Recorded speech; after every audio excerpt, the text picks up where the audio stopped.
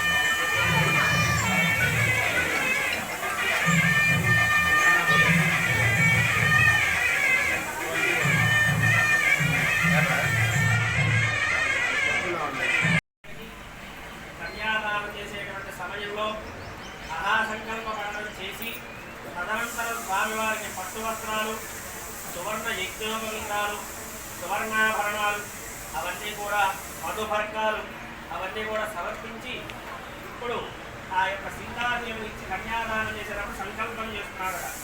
ఏమని సంకల్పం చేస్తున్నాడు అంటే అందరూ చెప్పండి. మయా సహా దశపూర్వేషాం మత్వంశానాం పితృవంశానాం మాతృవంశానాం నరకాదు ఉత్తీర్య శాశ్వత పరబ్రహ్మ లోకే నిత్య నివాస సిద్ధ్యర్థం సాలంకృత సహిర్ణ్యోదక కన్యా మహాదానం కరిష్యే అని ఎవరు సంకల్పం చేశారు? జనక మహారాజు గారు సంకల్పం చేశారు.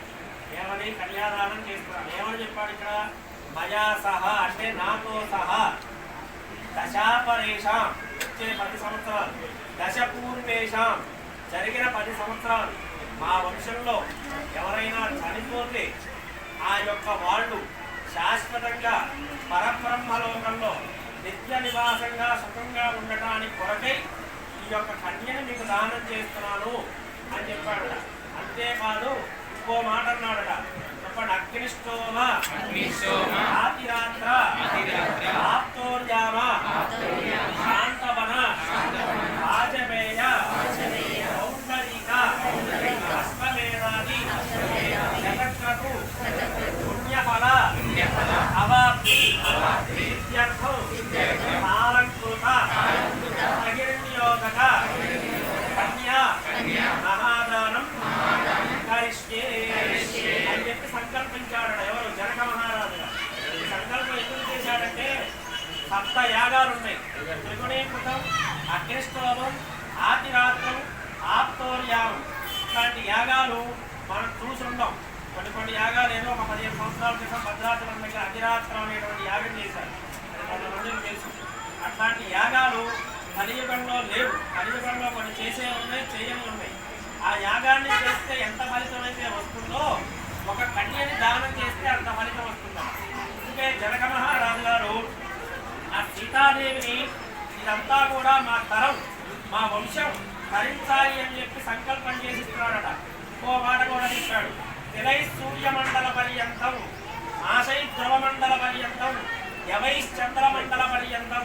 తిలై అంటే మీ అందరికీ తెలుసుగా, తిలలు అంటే నువ్వులు. తిలై సూర్యమండల పర్యంతం అంటే భూమండలం నుంచి సూర్యమండలం వరకు నువ్వు గింజ మీద నువ్వు గింజ, నువ్వు గింజ మీద నువ్వు గింజ పెట్టుకుంటూ పోతే ఆ మండలం వరకు ఎన్ని గింజలు అవుతాయో గింజకి సంవత్సరం చొప్పున అన్ని సంవత్సరాలు మా వంశం తరించాలి అని చెప్పి తిలై సూర్యమండల పర్యంతం అని చెప్పాడు.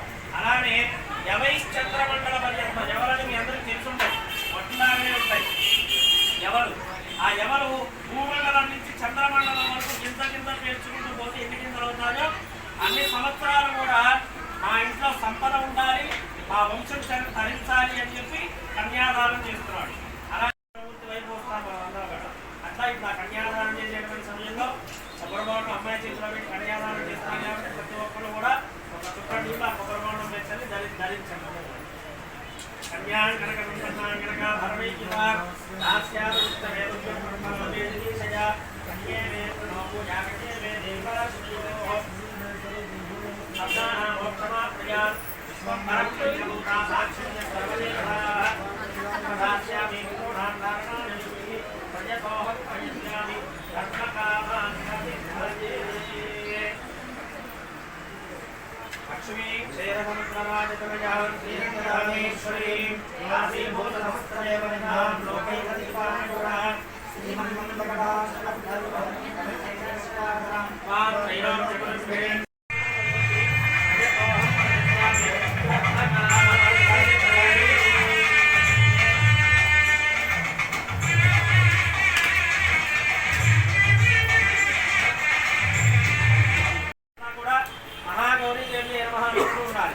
ఓం గౌరీ మాయ సర్వార్థక్షేమేశ్వరీ అష్టామదేవ గౌరీ రాక్షాక్షరామదేవ సర్వదేవి సరస్వతి వాదే భగవదేవి దేవాదేవి సర్వదేవతానామం శ్రీరామదానాం మహాకాళీ మహాలక్ష్మి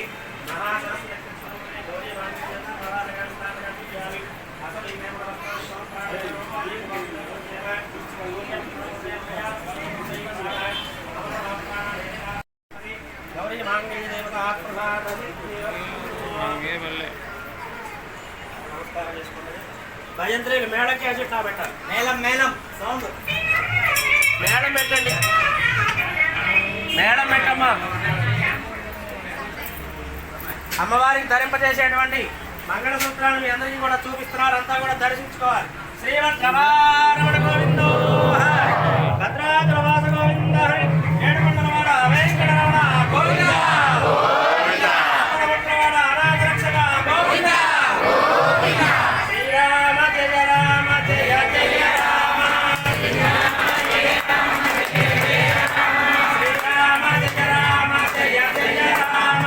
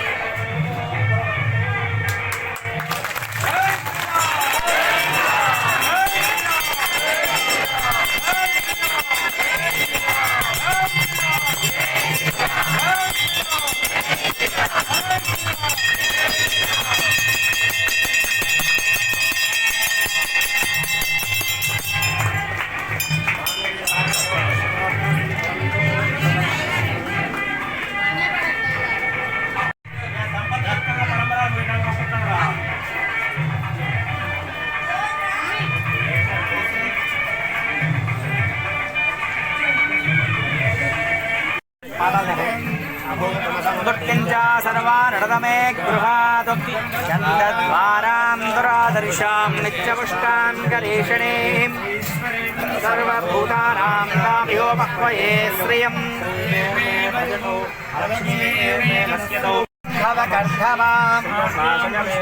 मातरं बद्धवारणीं आपस्तदन्तु दिव्यानि क्षमे गृहे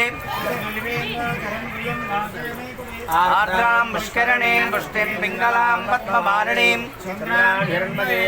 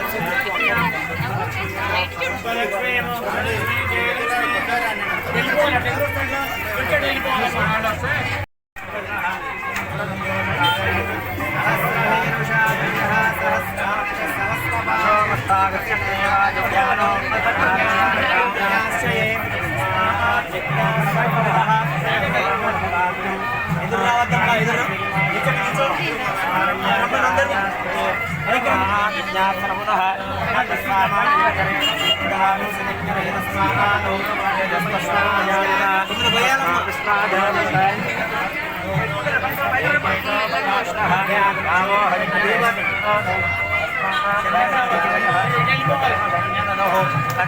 కల్పయన్